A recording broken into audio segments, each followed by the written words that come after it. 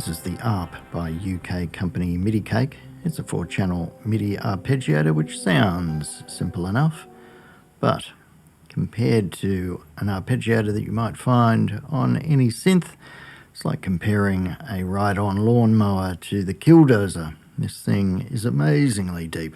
In fact, rather than calling it a 4-channel MIDI arpeggiator, I'm beginning to think of it more like a algorithmic phrase sequencer. You use its many and varied parameters to sort of set up a logical progression, and then you start playing, and it takes the notes that you play, applies the sometimes rather complex little algorithm that you've composed, and applies it to those keys. So it's not like a scale locked playing aid. It always looks at the keys that you're actually playing and then applies some simple or sometimes extremely complex little rules to extend that playing. Now, when we looked at the back panel, you might have noticed it has a USB port. That's because it's a MIDI host. What a beautiful thing, which means that little keyboards like this, which rely on or only has USB connections to power it and transfer MIDI information, can plug straight in without going into the DAW or some other secondary MIDI host. Just on the routing here, the little keyboard's plugged into the Midicake Arp. The Arp MIDI output is just going into a Rev 2, which is just off camera here. And that output is going into the room's reverb.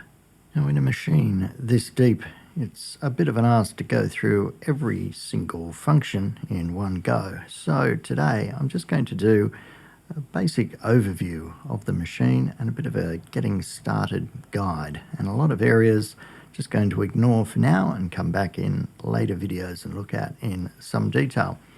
So when you boot up, you'll probably be in this mode, which is play mode, and there's two main modes of the machine, which you get to via this setting button here. There's play mode, and then there's settings mode. Now you notice it plays happily in both modes.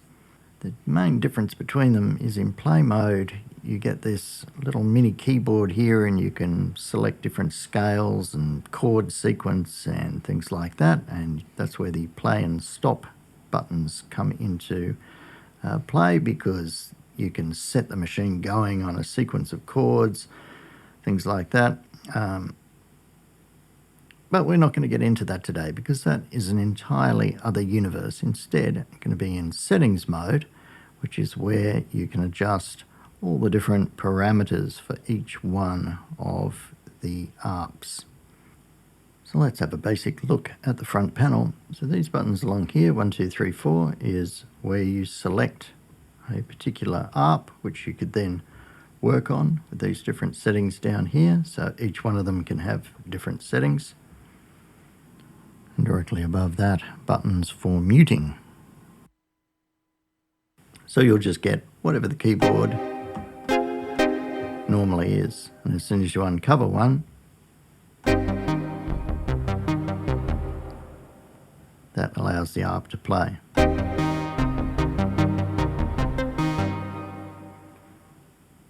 And you can also have the follow buttons, and that means that instead of all four, at the moment all four of these arps are going to play simultaneously. If you have the follow button on, it means they will play after the arp preceding. So it's the difference, I suppose, between having the arps play in series or in parallel. The knobs up here are macro knobs. By default, they are assigned to velocity. Just mute those other three.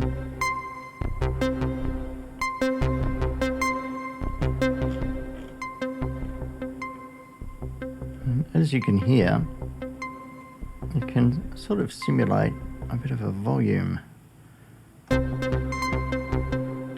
now we'll select this one.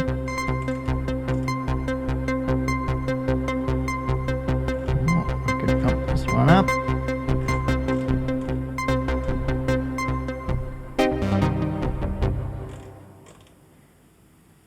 But as macro knobs, they can be assigned to just about anything you please. Here are parameters that affect things on a per arp basis. And you can also see on some of them how there's little dashes. That means if you press this button again, there's other options.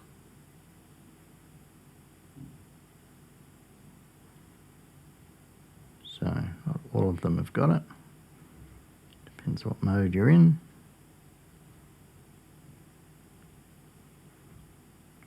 Groove pattern, groove length. So you can see there is a huge amount of options.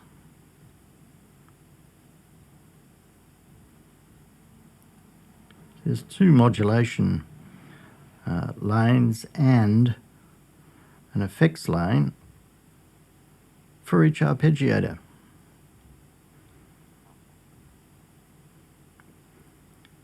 And then we've got the global menu here for things MIDI in and through, and sync and program change, and the functionality of the play and stop buttons, the brightness of the LEDs, all sorts of things like that. Play and stop is mainly for the other mode, play mode. And then here we've got load and copy. And you notice here there's bank and pattern. There's actually 16 banks with 12 patterns in each bank. We're in bank 1, pattern 1. Now if you want to change that, you press the load button. To change the bank, go up and down on these buttons here. So the indicator's yellow, these buttons are yellow. And to load an individual pattern, use these buttons here. So bank 8, pattern 2. There it is.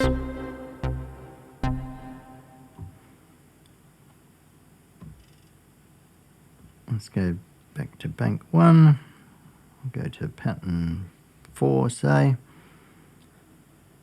Now, whatever you do now, whatever changes you make, are automatically applied. You don't have to save anything. You can copy patterns and you can load patterns, of course, but you never have to save anything because whatever you do is auto-saved. Now, in the interest of science, I'm going to do a soft reboot of this machine. So I'm pressing and holding the load button here. I get into this BIOS menu. There's various options there. Soft reset and a full factory reset. So the numbers there correspond to the lights here. I'm going to do a soft reset, which is number 3. Whoops, number 3. Are we sure we want to do that? Yeah. And to exit, number 12. So this is the state of the machine that you'll probably see when you first switch it on. Here we can adjust the tempo, make it something slow and obvious to begin with. You notice it boots up into play mode. Press this button, put it into settings mode. You'll notice also that these 3 arps are all muted. So this is what you'll see when you first get the machine and switch it on. You can uncover more of the arps. So let's make some adjustments.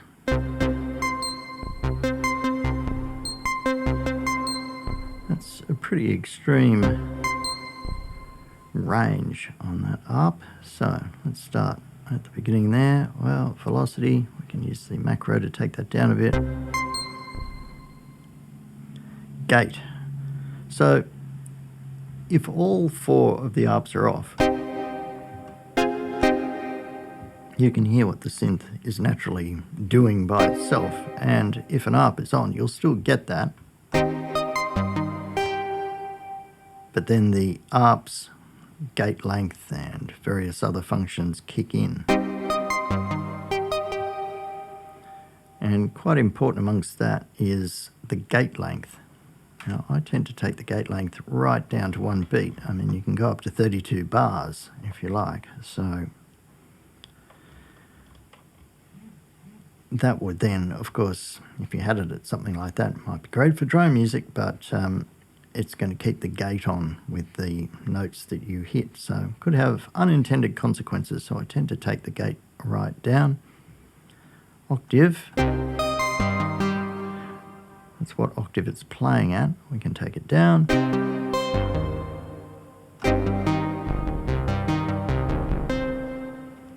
Let's leave it there. Actually, we can see by that little dash there's another option. And there's an octave lock option there. Now that can be particularly good if you're using it with a drum machine, but that's for another day. But offset has a lot of little options as well. So this is where in the ARP the little ARP sequence is going to start.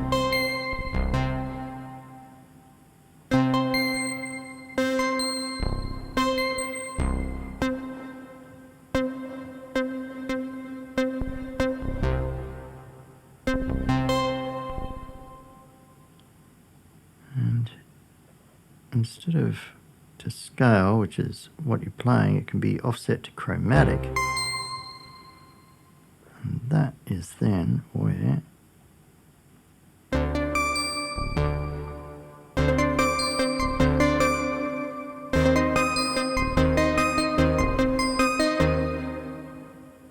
you can do things like that. But you can see here already that there is a lot of detail here. So we'll try not to get too bogged down in all the beautiful little things. Beats per bar.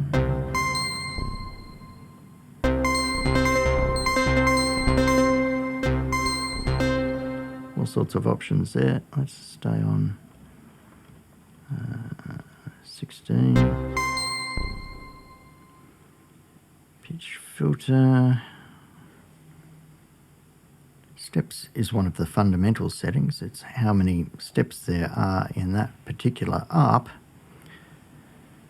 If it's high, then you can generally hear the full range of other things which have been programmed into that ARP, like groove and rhythm and various things. If you have the number of steps down low, it's going to repeat instantly. So it's never going to get to the point where it uncovers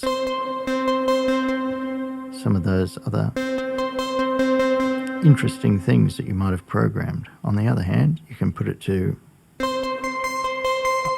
unusual lengths, and then it will cycle through and give interesting variations. So by having it up here,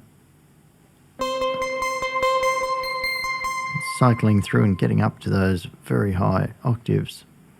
But we'll keep it there in the interest of exploration rather than beauty, and move on. Step offset.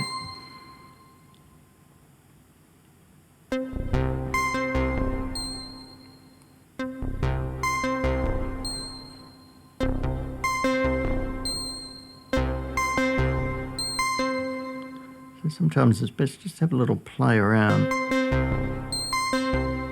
That's sort of interesting. Now the direction of the ARP.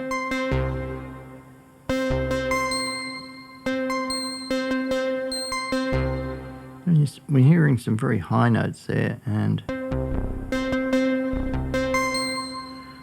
sometimes it can seem a little bit counterintuitive, but all these options are very interdependent in the way they work. So let's just leave it as, let's just go up. Delay can introduce a bit of a sort of flam effect. You'll only notice you've got another one on.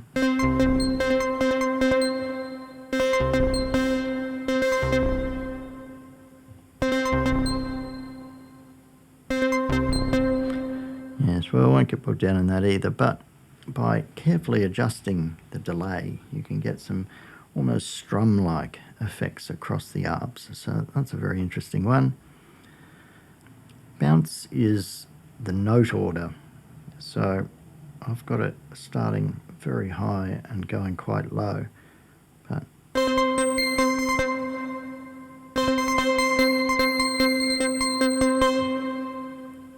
let's try that as a bounce setting. Jump. This is the interval between notes. Let's take that off.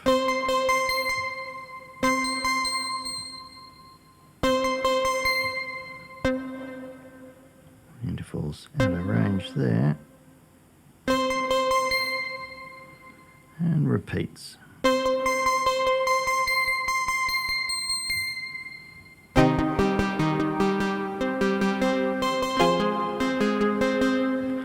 Actually, here it might be worth pointing something out that you might have noticed in the intro, that it doesn't matter how many notes you're holding, it will all stay beautifully rhythmical. So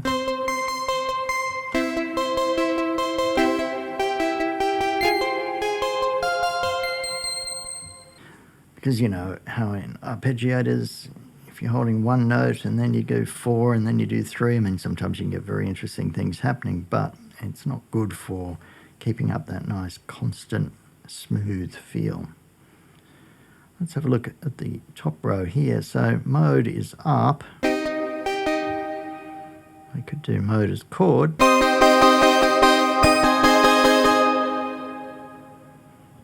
And then we've got pad and drone, which mainly affects note on and off. So in drone mode, it'll wait for the next note before it ends. We'll keep it simple for now. Rhythm pattern. So here we've got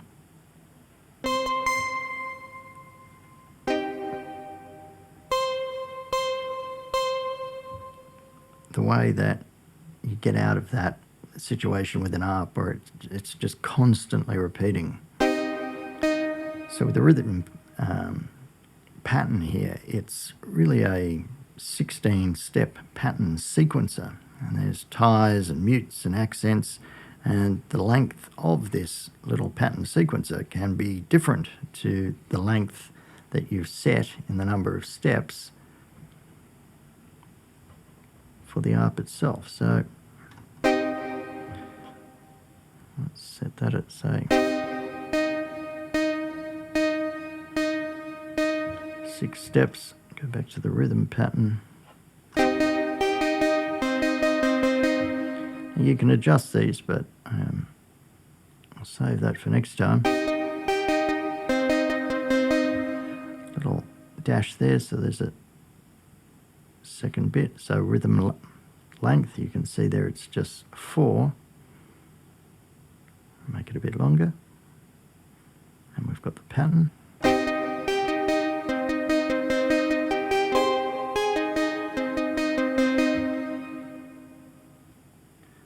Groove pattern. Now this is timings. So you can get the note offset effects for a little bit more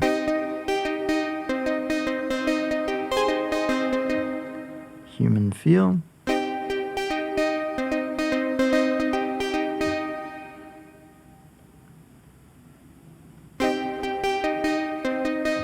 Leave it at the dog standard for now. Now, effects amount, modulation A, modulation B, these are all fairly advanced modulation options, which again can have independent lengths, can affect virtually any parameter, and again we'd best leave that for another day. Then we've got MIDI out and back onto the menu. So as you can see, that's just one arp. Let's see what this one's on. So let's apply what we've learned and go through this one. Go through this one a bit quicker. Velocity will keep what it is. Gate, 1 beat. So it's a bit of a dog's breakfast at the moment. Octave. We go up. Yeah, leave it there. Note offset.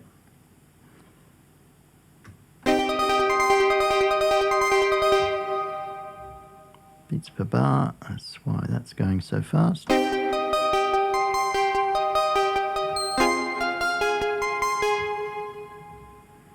Steps 6. Well, that's sort of interesting. Step offset, no direction. Up, down, up.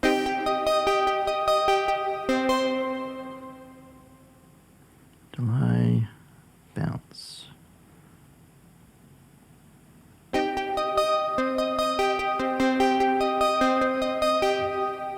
That's sort of interesting. Jump, take that down to 1.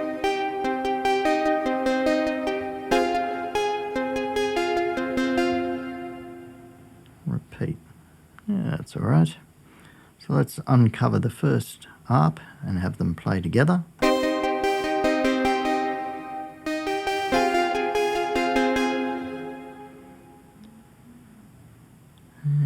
Let's give this one a different groove. But not that one.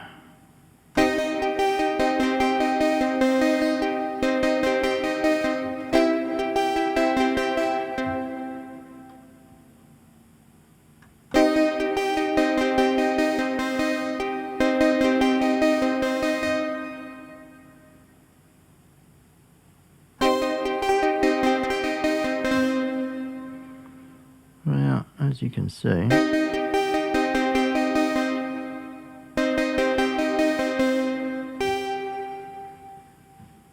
very easy to get lost in all the beautiful details.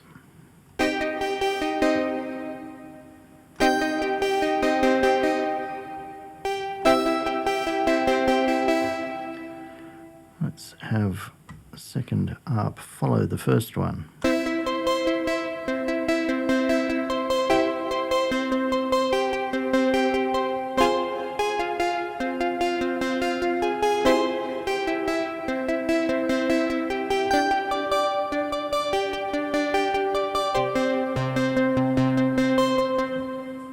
Mute that one and uncover number 3.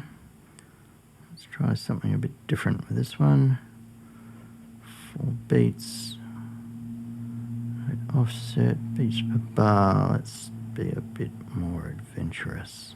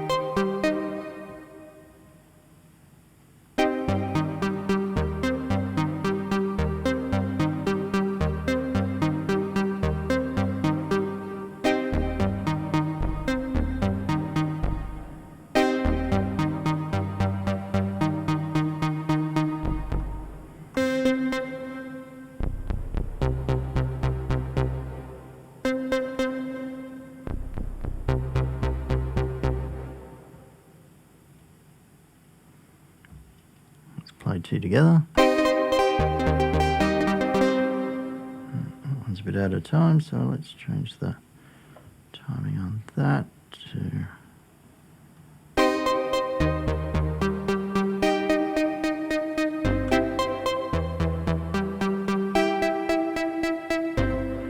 Now I'm playing a very lumpen sort of a sound here, just so you can hear what's going on.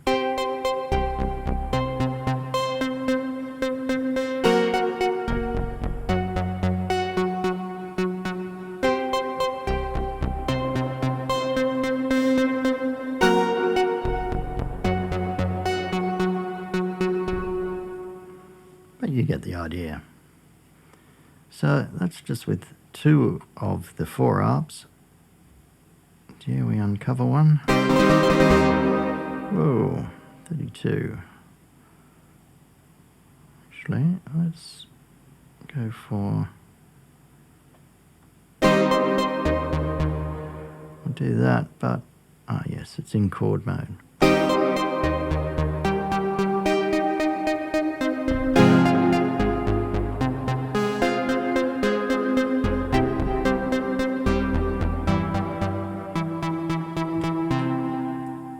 Now all that stuff that we've done now has overwritten whatever we previously had in bank 1, patch 1. Load number 2. Let's see what we've got there just for laughs.